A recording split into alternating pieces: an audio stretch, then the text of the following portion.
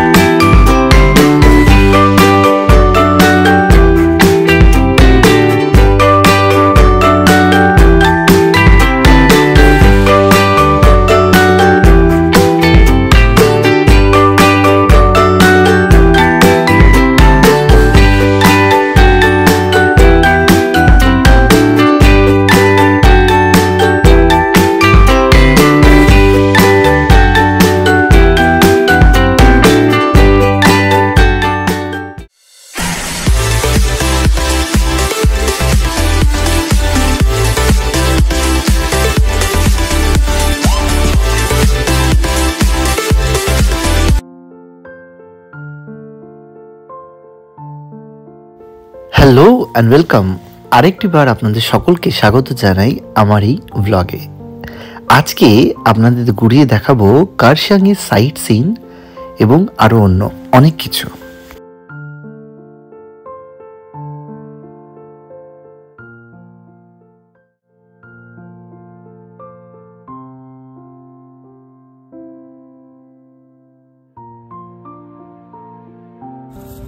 রয়েছি কার্শিয়াংয়ে, আর কার্শিয়াংয়ের একটি ভিউ পয়েন্টে আমরা ঘুরলাম, চা বাগান চারিদিকে। এই চা বাগানের মধ্যে থেকে আমরা মোটামুটি আসছি, খুব সুন্দর। আমার পিছনটা যদি দেখেন আপনারা দেখতে পাবেন কার্শিয়াংয়ের পুরো জনবসতি এলাকা, আর কার্শিয়াংয়ের এই জায়গাটাই মোটামুটি ক্রাউড রয়েছে, বাকিগুলো সব হোমস্টে এবং সবই মোটামুটি।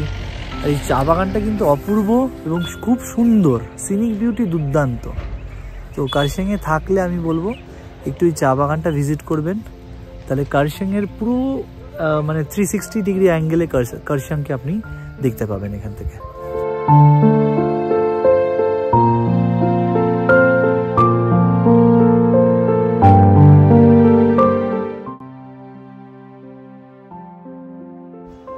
চা বাগানে ট্রেক করে কেমন লাগলো? আপনি তো জাননি, আপনিও জাননি। আমিও যাইনি। দারুণ ব্যাপার, চা বাগান একদম গ্রিনারি, খুব সুন্দর লেগেছে। উপর থেকে ভিউ পয়েন্ট ছিল দারুণ, দেখার মতো ফাটাফাটি। আপনারাও আসতে পারেন। চা বাগান কেমন লাগলো? চা বাগান ভালোই লাগলো, বাড়ি ঘর দরগুলো খুব বড় বড়। আচ্ছা, আপনি চা বাগান কেমন লেগেছে? চা বাগান লেগেছে খুবই ভালো লেগেছে, কারণ কখনো তো আসেনি, এই প্রথম দেখে খুব ভালো লেগেছে। Thank you. এই কপতি কেমন লাগলো বল, এক কথায় বল। আচ্ছা, ওয়েল গুড। প্রথম দিন কার্শিয়াংয়ে গিয়ে হোটেলে চেক ইন করার পরে লাঞ্চের পর পায়ে হেঁটেই চেষ্টা করবেন কার্শিয়াং গোটা গ্রামটা ঘোরার। অদ্ভুত সৌন্দর্য উপলব্ধি করতে পারবেন।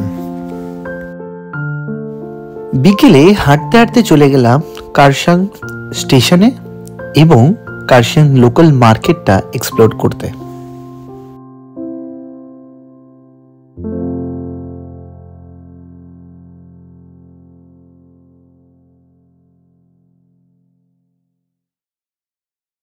আমরা এই মুহূর্তে 2 কিলোমিটার পথ পেরিয়ে কার্শিয়াং স্টেশনে এসেছি, পাহাড়ি রাস্তায় হেঁটে সবাই খুব হাঁপিয়ে গেছি। কিন্তু কার্শিয়াং স্টেশনে এখন এই মুহূর্তে কোনো ট্রেন নেই, সকালের ট্রেন। এই সময় আমরা কার্শিয়াং মার্কেটটা একটু এক্সপ্লোর করব, ঘুরবো, কেনাকাটা করব, খাবো দাবো, তারপরে আবার ফিরে আসবো আপনাদের কাছে। এই কার্শিয়াং স্টেশন তৈরি হয়েছিল 1879 এবং 1881 মধ্যে কোনো এক সময়। বর্তমানে এটি ইউনেস্কো দ্বারা ওয়ার্ল্ড হেরিটেজ ঘোষণা করা হয়েছে এবং কার্শিয়াং তার ঐতিহ্য এখনো বহন করছে স্বমহিমায়।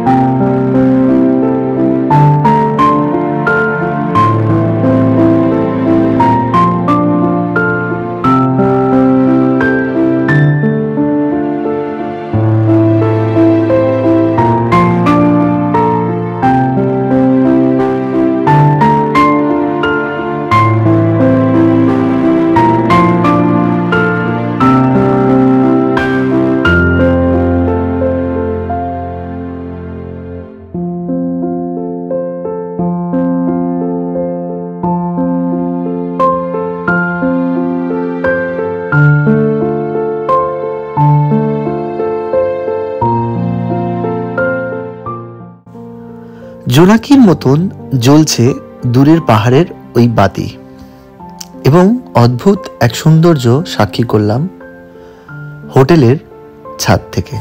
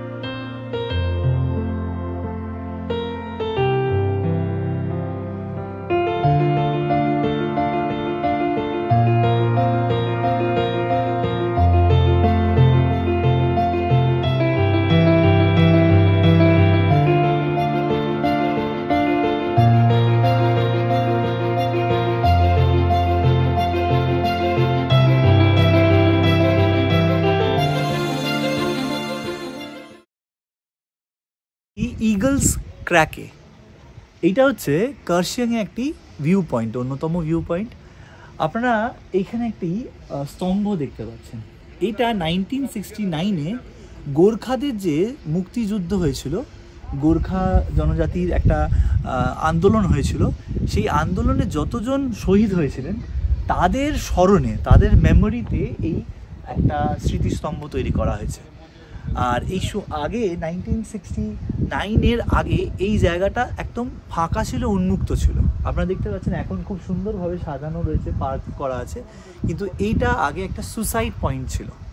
তো এইটা ওই জন্য অনেকে ভয় পেত আসতে, কিন্তু বর্তমানে এটি সুন্দরভাবে সংরক্ষণ করা হয়েছে এবং পার্কটিকে সুন্দর করে সাজিয়ে তোলা হয়েছে। টিকিট মূল্য মাত্র 10 টাকা, একদম কার্শিয়াংয়ে রেল স্টেশনের গায়ে থেকে একটুখানি পথ, মিনিট 10 লাগবে। আপনারা আসতে পারেন এবং এই ইগলস ক্র্যাক ভিজিট করতে পারেন।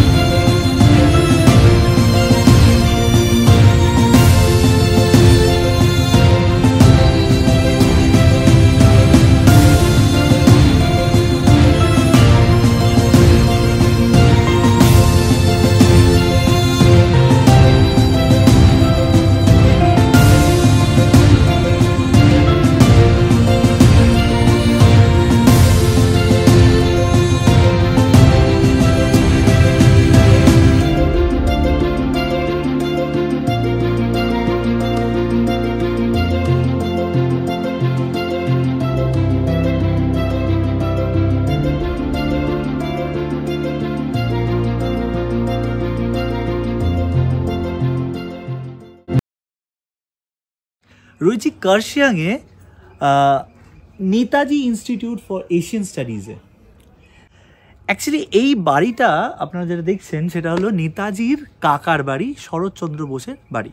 এই বাড়িটা শরৎচন্দ্র বোস 1922 খ্রিস্টাব্দে পিটার লেসলি ওয়ার্ডের থেকে কিনেছিলেন এবং এই বাড়িতে মোটামুটি বোস পরিবারের আনাগোনা চলছিল। 1932 পর্যন্ত খুব ঘন ঘন তারা ভেকেশনে আসতেন এবং 1932 সাল পর্যন্ত তারা খুব ফ্রিকুয়েন্টলি এসেছেন এবং এখানে ছিলেন। কিন্তু এই বাড়িটার অন্যতম গুরুত্ব একটা হয়েছে, সেটা হলো নেতাজি 7 মাস গৃহবন্দী ছিলেন এই বাড়িতে। নেতাজিকে যখন ব্রিটিশ সরকার, ব্রিটিশ গভর্নমেন্ট যখন বন্দি করলেন, 7 মাস নেতাজিকে এই বাড়িতে বন্দি রাখা হয়েছিল। তাও নেতাজির অনুরোধে, নেতাজি অনুরোধ করেছিলেন যে 7 মাস তাকে এই বাড়িতে রাখা হোক, কারণ নেতাজির অসুস্থতা এতটাই গুরুত্বপূর্ণ ছিল, শরীর অসুস্থ হয়ে গেছিলো, যার জন্য তাকে এখানে রাখতে হয়। এই বাড়িটার বিশেষ গুরুত্ব, এই বাড়ি থেকে 3টে খুব গুরুত্বপূর্ণ বিষয় নেতাজিকে রিলেটেড ঘটেছিল। 1 নম্বর, এখান থেকেই তিনি বন্দে মাতরম যে কন্ট্রোভার্সি হয়েছিল জাওহরলাল নেহরু রবীন্দ্রনাথের সঙ্গে চিঠিতে, তিনি সেই বিষয়টা মিটিয়েছিলেন। 2 নম্বর, 1936 খ্রিস্টাব্দে তিনি এখানে বসে, নেতাজির দূরদর্শিতা দেখুন, নেতাজির 1936 খ্রিস্টাব্দে নেতাজি এই বাড়িতে বসেই 1938 খ্রিস্টাব্দে হরিপুরা কংগ্রেসে তিনি কি স্পিচ দেবেন সেইটা প্রিপেয়ার করেছিলেন এখানে। মানে 2 বছর আগে তিনি এইখানে বসে হরিপুরা কংগ্রেসের স্পিচটা রেডি করেছিলেন। আর খুব ইম্পর্টেন্ট বিষয়, 1938 পর্যন্ত প্রায় আসা যাওয়া চলছিল, কিন্তু তারপরে নেতাজির অন্তর্ধানের পরে তার পরিবার খুব একটা আসতো না। তারপরে বাড়িটি একেবারে প্রায় ভগ্ন অবস্থায় ছিল এবং সেটাকে রিনোভেট করা হয়। 2000 খ্রিস্টাব্দে গভর্নমেন্ট এটাকে আন্ডারটেক নিয়ে সেটাকে রিনোভেট করে এবং তারপরে এটা মোটামুটি একটা ট্যুরিস্ট স্পট এবং নেতাজিকে নিয়ে যে গবেষণা সেটা চলতে থাকে।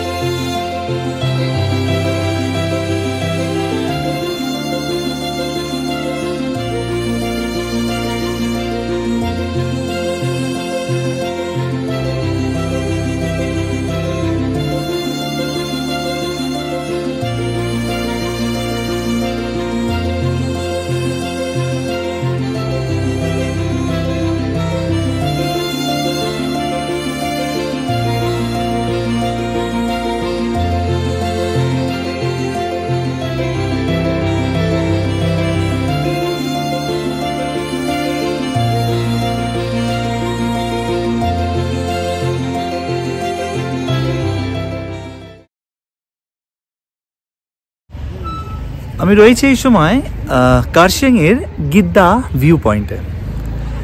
এই গিদ্দা ওয়ার্ডটা অ্যাকচুয়ালি নেপালি ওয়ার্ড। আপনারা জানেন যে গিদ্দা মানে হচ্ছে, আমার পিছনেই গিদ্দা পাহাড়, এই যে গিদ্দা ওয়ার্ডটা মানে হচ্ছে শকুন।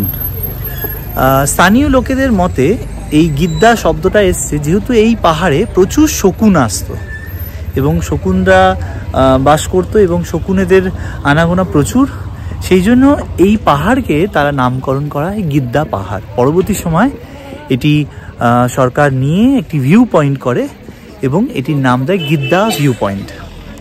আর এই গিদ্দা ভিউ পয়েন্টের আর একটা বিশেষত্ব যে এখানে রোপওয়ের কাজ শুরু হয়েছিল। আমি দেখাবো এই রোপওয়ের কাজটা। এই যে রোপওয়ের কাজটা শুরু হয়েছিল, কিন্তু পলিটিক্যাল কারণে রোপওয়ের কাজটা কমপ্লিট হয়নি। কিন্তু স্থানীয়দের সঙ্গে কথাবার্তা বলে যেটা বুঝলাম যে কিছু কারণবশত আটকে গেছে কাজ, কিন্তু তারা কিছু বছরের মধ্যে হয়তো এই রোপওয়ের কাজটি কমপ্লিট করবে এবং এখান থেকে ওই পাহাড়টা, দূরে যে পাহাড়টা দেখা যাচ্ছে ওই পাহাড়টায় রোপওয়ে চলাচল শুরু হবে।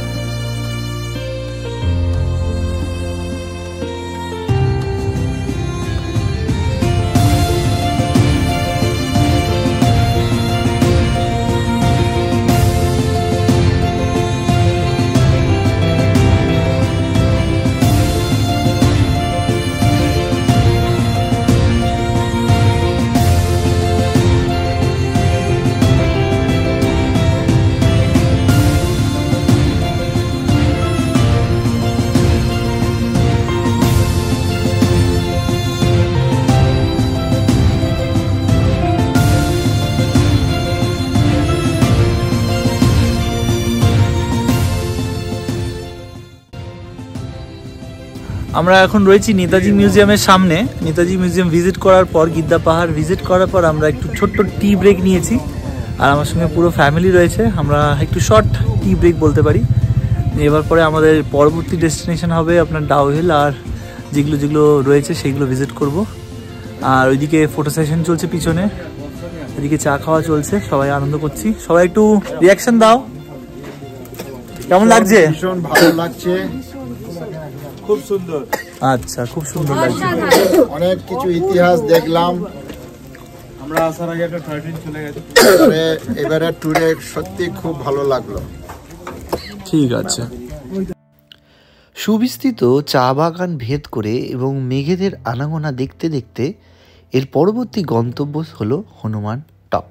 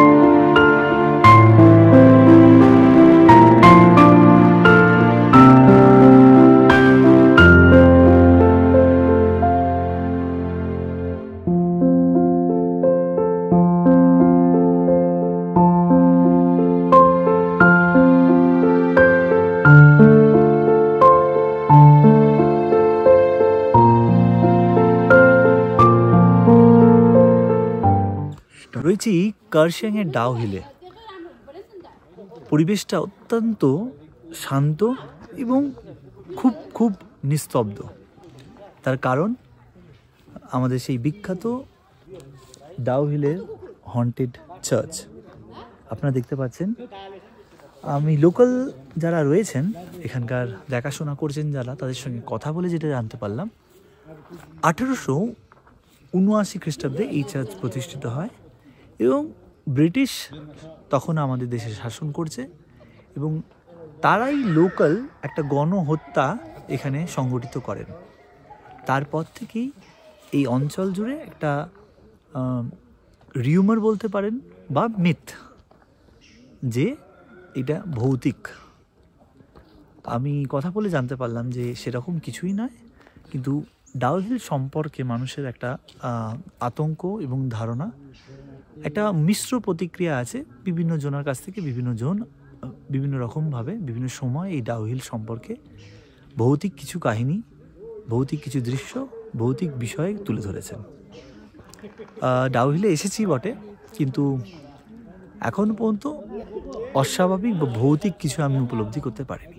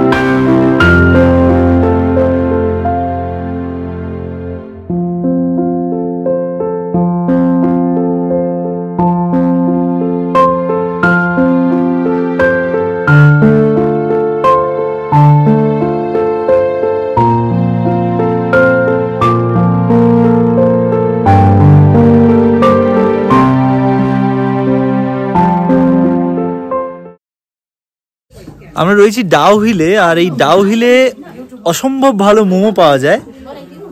গ্রিন তারা সেলফ হেল্প গ্রুপ বলে একটা গ্রুপ আছে একদম ভিক্টোরিয়া হাউসের নিচে। খুব সুন্দর মোমো তারা করেছে। 60 রুপিস পার প্লেট, 8 পিসেস থাকবে। তো আমরা সবাই মিলে মোমো এনজয় করছি, আমাদের ফ্যামিলি রয়েছে পুরো। ডাউ হিল থেকে নেমে আমরা এই মোমো ব্রেক হয়েছে, আর ইনিও প্রচুর মোমো খাচ্ছেন, আর ইনিও তো মোমো একলাই ছাঁটাচ্ছেন, কথাই বলছেন না এনারা। যাই হোক, ইনফ্যাক্ট আমারও মোমো ঠান্ডা হয়ে যাচ্ছে, গরম মোমো, সো আমিও মোমো খাবো। বাই।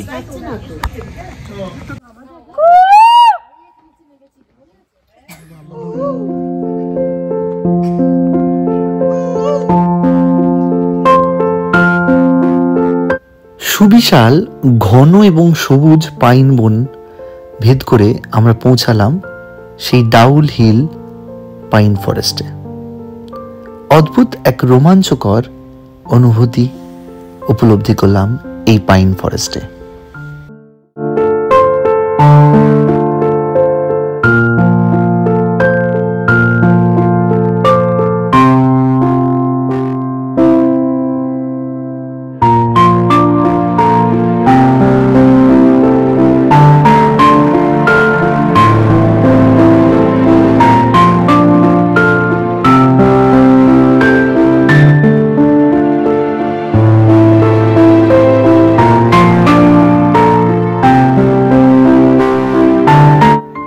এবারে পৌঁছে গেলাম আমরা ডাউ হিলের সেই বিখ্যাত ডাউ হিল স্কুলে। প্রবেশ নিষেধ থাকার কারণে প্রবেশ করতে পারলাম না, তাই বাইরে থেকেই টুকরো ছবি স্মৃতি আপনাদেরকে উপহার দিলাম।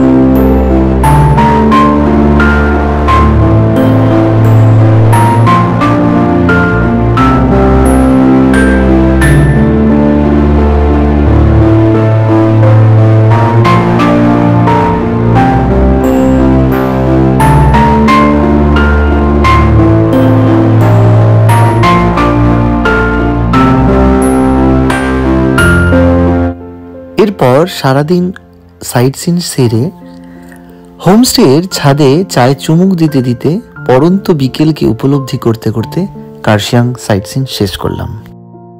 এভরিওয়ান, আজকে 29 তারিখ, 29শে ডিসেম্বর, আর আমরা এখন রয়েছি সকালবেলা, ভোর প্রায় 6:30 বাজে। আর আমাদের সামনেই যাকে দেখবার জন্য পাহাড়ে আসা, সেটা হলো পাহাড়ের রানী কাঞ্চনজঙ্ঘা। আমরা দেখতে পাচ্ছি স্পষ্ট ছাদ থেকে।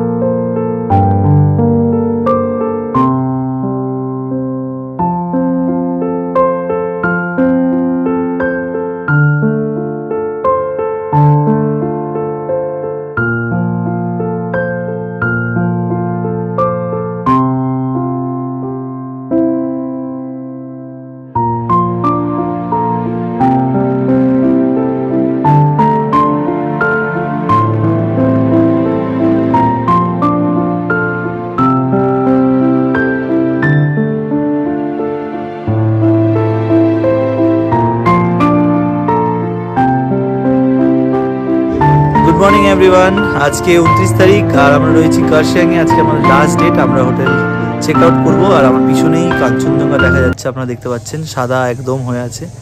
আমরা ভোরবেলা উঠে দেখেছি। সো আমাদের তো প্রত্যেকের ভালো লেগেছে, তো প্রত্যেকের রিয়াকশান দেখব যে তাদের কেমন লেগেছে। আমার পরিবারের প্রত্যেকে আমার সঙ্গে আছে এবং তাদের রিয়াকশান দেখে নেব যে তারা আজকের এই সকালটা কাঞ্চনজঙ্ঘা দেখে তারা কীভাবে অনুভূতি, তাদের কি অনুভূতি এসছে সেটা শুনবো, ঠিক আছে? কাঞ্চনজঙ্ঘা কেমন লাগলো? Wow wow, just looking wow. মা, কেমন লেগেছে কাঞ্চনজঙ্ঘা? খুব সুন্দর লেগেছে। খুব সুন্দর লেগেছে। বাবা, কেমন লেগেছে কাঞ্চনজঙ্ঘা? ওয়াও, কার্শিয়াং বেড়াতে এসে কাঞ্চনজঙ্ঘা দেখতে পেলাম, ভেরি নাইস, ভেরি নাইস। আচ্ছা, ভেরি নাইস। মা, তোমার কি ওয়ার্ড হবে, অ্যাডজেক্টিভ বলো এই একটা। প্রথম কাঞ্চনজঙ্ঘা দেখে আমি একদম দারুণ দারুণ মানে খুব মজা পাচ্ছি। মজা পাচ্ছি। মা এখান থেকে সবাই দেখতে পাচ্ছেন, মা এই ব্যালকনিতে বসে কাঞ্চনজঙ্ঘা এখনো দেখছে। এখান থেকে বসে সেই কাঞ্চনজঙ্ঘা দেখা যাচ্ছে, মা দেখছে। আচ্ছা বাপি, কেমন লাগলো কাঞ্চনজঙ্ঘা দেখে? সুপার। সুপার। আচ্ছা,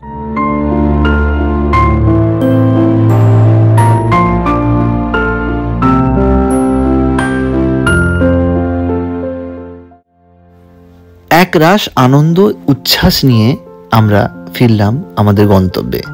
কারণ এবারে পাহাড়ের এই সফরে কাঞ্চনজঙ্ঘা আমাদের একটুও হতাশ বা নিরাশ করেননি।